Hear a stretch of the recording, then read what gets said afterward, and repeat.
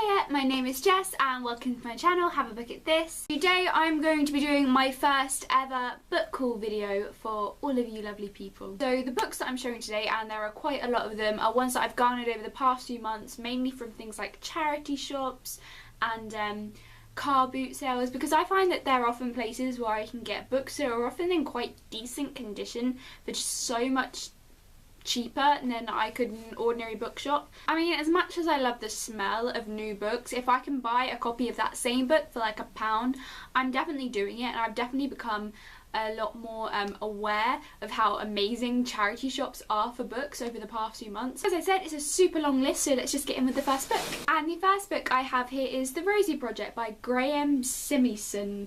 I want to say Simpson, but it's Simpson. No, it's Simpson.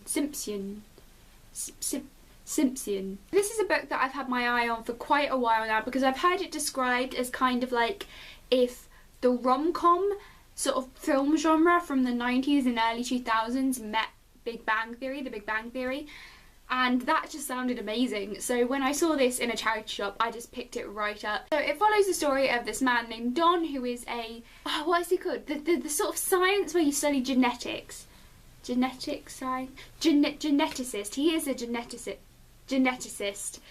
Oh, the blurbs. He's a geneticist, and he hasn't really had much success with women in the past, so as I understand it, he comes up with this kind of project for getting a girlfriend or a wife or something along those lines, a romantic partner. And somewhere along the way he meets this woman called Rosie, and I think she just kind of sets everything a little bit off balance, and I think that's probably where the romance is. I'm not too sure, but considering this book is called The Rosie Project, I think it's a fair guess. I don't know, it's just been a really long time since I've read anything that's quite like rom-com-y and cute, and in just over a week I'm going away on holiday, and I just feel like this kind of sweet, you know, fun, light read is something that's really, really great to read on a beach or by a pool. The next book I picked up was NW by Zadie Smith, which is this really massive, huge hardback cover. I love it when I find hardbacks in charity shops, because I just feel like I'm getting such a good deal out of them. Zadie Smith is a writer that I've really been wanting to look into for a while now. I started foraying into literary fiction kind of earlier this year,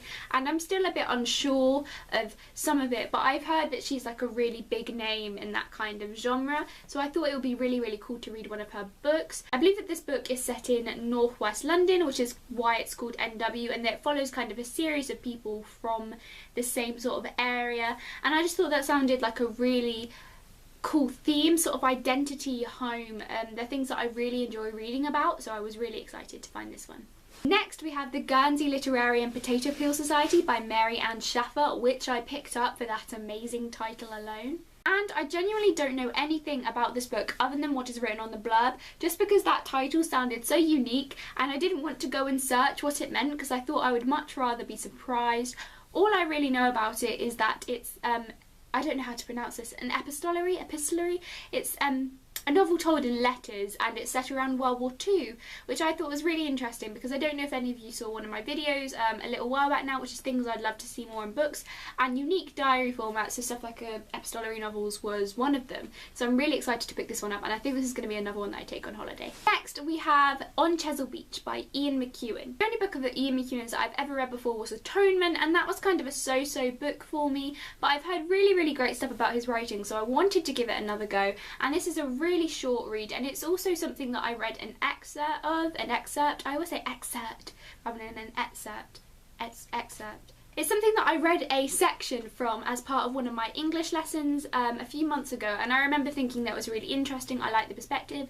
It follows this young married couple on their honeymoon and kind of the awkwardness of that first night together, or at least that's what I got from the section that I read. I could be completely wrong, but I thought it sounded really, really interesting, and it's super short, a super easy read, so I'm definitely going to give this one a go. Next book I've actually had for a little over a month now, but I keep hearing really good things about it whenever I mention to somebody that I have it on my bookshelf, and that is The Secret History by Donna Tartt. So again, this is one that I don't know too much about, but I do understand that it's follows a group of friends that go to a very elite American college, and I believe there's a death or maybe a murder amongst the group. I'm really interested by settings like this. I've always loved a good boarding school book, and I've always been fascinated by that kind of elite college system, and I just thought it sounded super interesting. Donna Tartt's writing is something that I have like heard people raving about, so I was just super excited for this one. Next, I have this tiny little novella that I picked up months ago and I still haven't got around to, and I think I picked it up for World Book Day, and that is Kindred Spirits by Rainbow Rowell. Look how tiny it is. Check out, it's got one of Rainbow Rowell's kind of trademark bright colour thing covers, that's the word, bright colour covers on it. I believe that this follows the story of two people that meet at a Star Wars premiere for the new Star Wars film, and that just sounded really adorable, because one thing that I love that Rainbow Rowell does, other than her gorgeous writing and wonderful characters, is the way that she drops kind of pop culture references that are like, that they're ingrained enough and they're subtle enough to not feel forced, but they're also not like so like obscure that you'll miss them, if that makes any sense. Like, they're not big name droppings to kind of signal, oh yeah, this is pop culture, but at the same time they're not stuff that you just like don't notice and go over your head. Like, I feel like all of her pop culture references are really excellent because they kind of thread together with the story to really create like this sense of place, and I love it. And the next book I have here is 100 Years of Solitude by Gabriel Garcia Marquez. Speedy Gonzalez is the fastest mouse in the West. That was such a bad accent. I'm so sorry if I offended anybody. So if any of you have watched my videos before, you might know that I study Spanish at my college, and I am super interested in Spanish culture and literature, and I've been wanting to read a Spanish novel for a very long time, particularly some of Gabriel Garcia Marquez's work, because he works a lot with like the magical realism genre, which is something I'm fascinated with, but because of like the length and the detail and the prose that I've heard his books are famous for, I've been a little bit too intimidated to read it in its kind of original Spanish. So when I found an English copy of the novel, I thought I would definitely love to read that. Really fascinated by the whole magical realism genre, because I really feel like it's one that is super prominent in Hispanic literature, which just sounds something that's really something that's really unique to that whole culture, and I really love that. I loved it. I just love the idea of magic, but subtle magic, not like out there fantasy books and not like Harry Potter, but just like magic that's not considered magic. I absolutely love it. I'm still not really sure what magical realism is, and I think that's what I like so much about it. I feel like magical realism is more of a feeling that you get from a book than it is a label or a genre, which is why I'm so excited to read some of it.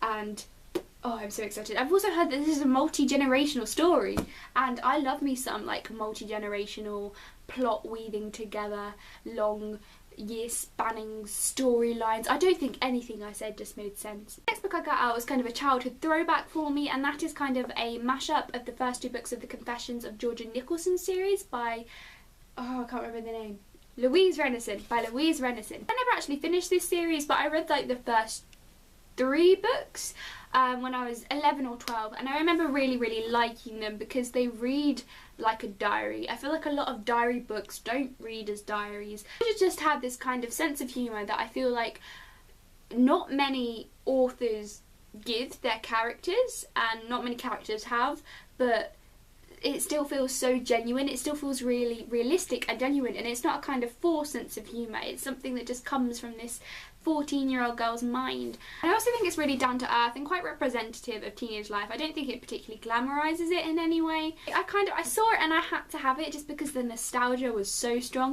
and I might get around to reading it in a few days, because I really actually enjoy this kind of literature. I don't know, it's just, there's something, whenever I read like a book that I read when I was like 11 or 12, whether it's like a Harry Potter reread or like if I read it like a chapter of Inkheart or something, it's just something that immediately makes me feel so good because I feel so nostalgic, and so I would definitely consider picking this one up at some point again. Next up we had the Penelope Ad by Margaret Atwood. I absolutely love Margaret Atwood. I've only read 2 of her books so far, which are The Blind Assassin and The Handmaid's Tale, but both of them have been like 5-star reads to me. I really feel like I have a favourite author in the making with Margaret Atwood, and when I heard the synopsis for the Penelope Ad, I had to have it. I had to have it. So the Penelope Ad is a retelling of the story of, oh, I'm going to butcher this name as well. I always butcher names, but it is a retelling of the story of Odysseus, who's the musician Greek mythology guy, is how I pretty much know him. But it is told from the perspective of his wife, Penelope, who is a character who's often kind of overshadowed and not really looked at in kind of just, you know, the traditional mythology. I'm super fascinated by retellings. I love the idea of an author taking an absolutely ancient story and just reworking it into something that kind of shines the light on an aspect that was maybe neglected the first time round. It's just something that I am really, really excited to read, especially because I don't think I've ever, other than Percy Jackson, I don't think I've ever read any sort of mythology retellings. I've read fairy tale retellings. Next up we have The Angel's Game by Carlos Ruiz Zafón. So I read another of Carlos Ruiz Zafón's book a little while ago, which was The Shadow of the Wind, and I loved it. He's so good with plot and suspense and story and kind of weaving together all of these little threads to make this gorgeous masterpiece. That was a really long analogy, I'm sorry. His writing is gorgeous, and I believe that The Angel's Game is kind of part of a trio of books that's been set in Barcelona, and I think this one kind of comes chronologically after The Shadow of the Wind. So I was really excited for it. I don't actually know much of the plot at all, but that is because I didn't know much of the plot going into The Shadow of the Wind either, and I feel like that made the book so much better for me because it was so much more of a surprise. I've just said everything in the last couple of seconds very, very fast. So I'm going to move on before I carry on waffling, which I already sort of am. I'm going to stop.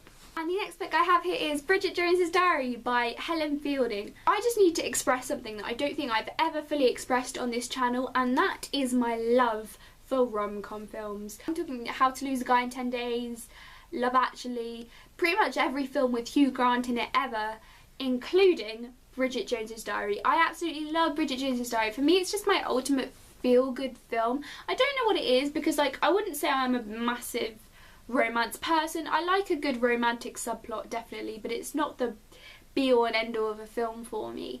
But I don't know, I was just really, really interested to kind of read the book behind that film because, like I say, it is one of my biggest feel-good films, and I'm kind of hoping that this will be a really feel-good book for me as well. Those of you who don't know, and I don't think that'll be very many of you, Bridget Jones just follows the life of a woman called Bridget Jones who is single in London and who comes from quite a middle class family who are just obsessed with the fact that she's single, and it's kind of very, I think I would describe it as very loosely based on Pride and Prejudice, and it's just, oh, it sounds like so much fun, and this is another holiday reader for me, definitely. The final book I have here is Anne of the Green Gables by L.M. Montgomery, which is the most gorgeous cover for any book, any classic, any book ever that I've ever seen. I'm going to hold it like up really close to the camera.